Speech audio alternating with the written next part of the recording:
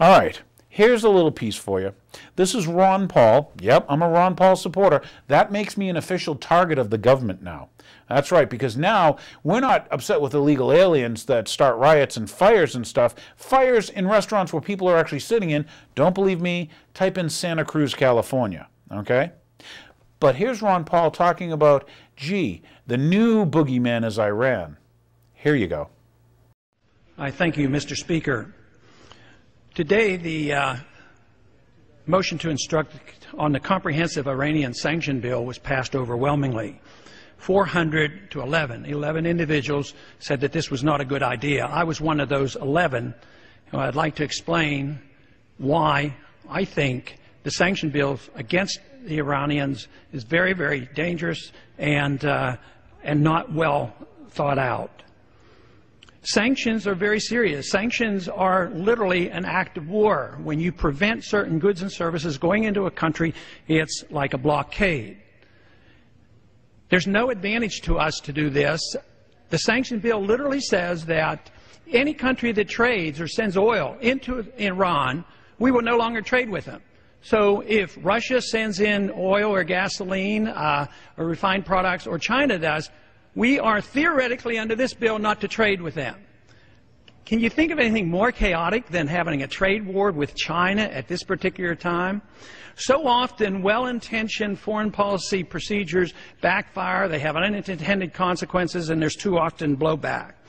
Today, unbelievably, we are engaged in so many places in the world, and we can't afford it. Our foreign policy costs us $1 trillion a year to operate. We're in 135 countries. We have over 700 bases throughout the world. We are engaged in military confrontation in Iraq, Afghanistan, and Pakistan. We're bombing in Yemen, and as well as having surrogates fighting in Somalia. We're flat out broke. The policy is driving our enemies into the hands of the Chinese, and here we are looking for another war.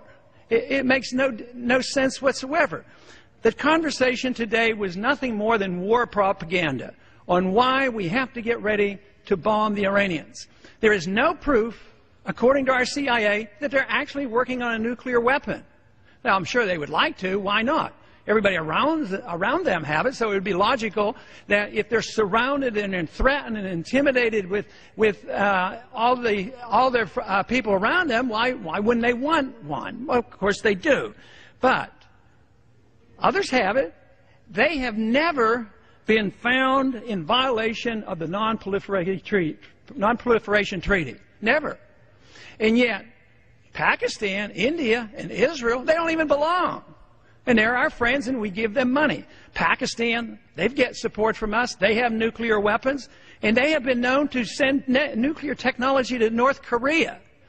So the whole process makes so little sense. The language today was used that, well, we have to go in because of the weapons of mass destruction. They're going to have missiles, and they're going to attack us. It's identical to the propaganda promoting in 2002, in 2001, before we attacked Iraq. So the same process is occurring. Try to generate all this excitement about the need to use hostilities. Now, a lot of individuals vote for sanctions that are basically anti-war, and they don't like the military option, and they think this is an alternative. I think that is deeply flawed thinking, because sanctions lead to hostilities. And if you commit to the sanctions, you're really committing to the next step. The sanctions of the 1990s and the year 2000, the sanctions on Iraq, eventually led to the hostilities and the war and the invasion. So what did that invasion of Iraq do? Did we find any al-Qaeda there? No. We found out that Saddam Hussein wouldn't allow the al-Qaeda there. No weapons of mass destruction. We've turned the country upside down, hundreds of thousands of people injured and killed. We have suffered devastating problems from this. And what has happened? We've turned the government of Iraq over to the Shiites, who are allies with the Iranians. So that whole policy has actually backfired. So now what we're doing to the Iranians is driving them into the pockets of the Chinese. The Chinese are pretty good capitalists these days. They work hard, they produce, they sell us certain goods and services, we pay them, they save their money, and they're starting to invest. So they're investing around the world in natural resources. And what are we doing? All we're doing is trying to take over the world with natural resources so we have control of oil.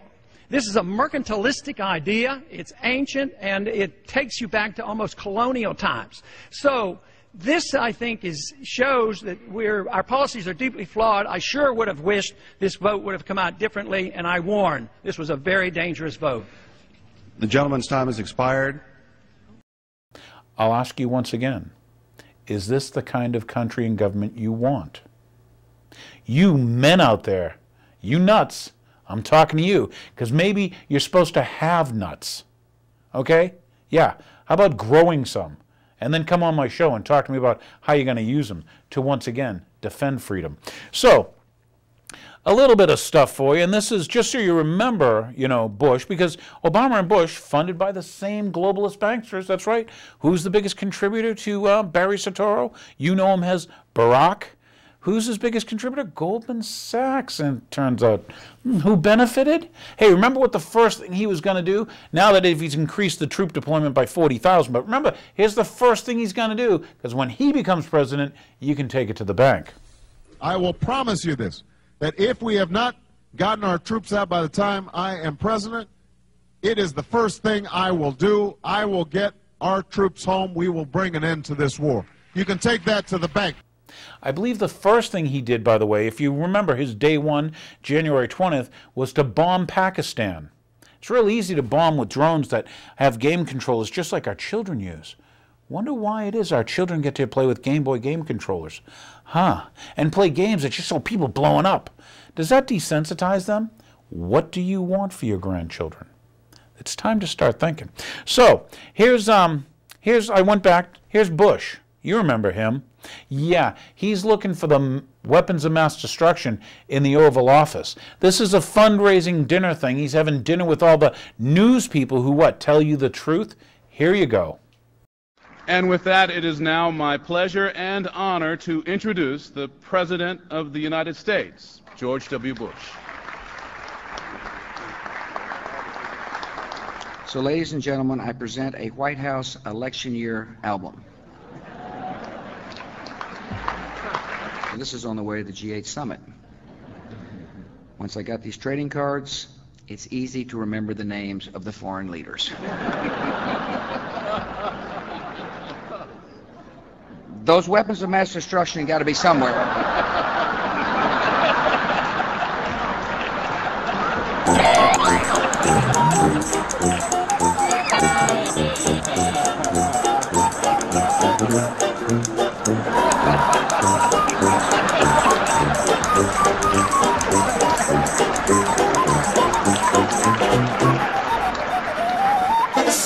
Nope, no weapons over there.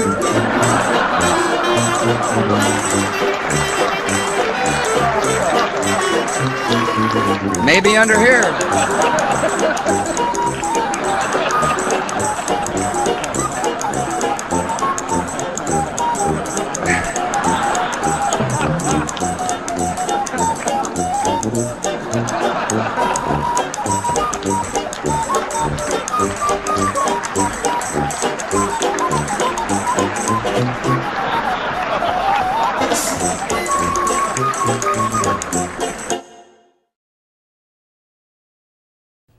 It's disgusting when you think about it.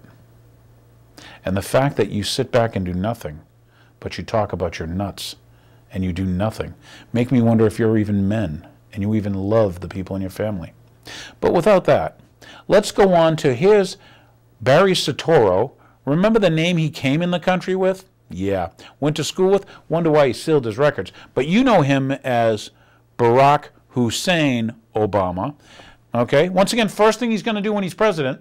I will promise you this, that if we have not gotten our troops out by the time I am president, it is the first thing I will do. I will get our troops home. We will bring an end to this war. You can take that to the bank. But here he is, and he's going to use Predator drones because it's funny.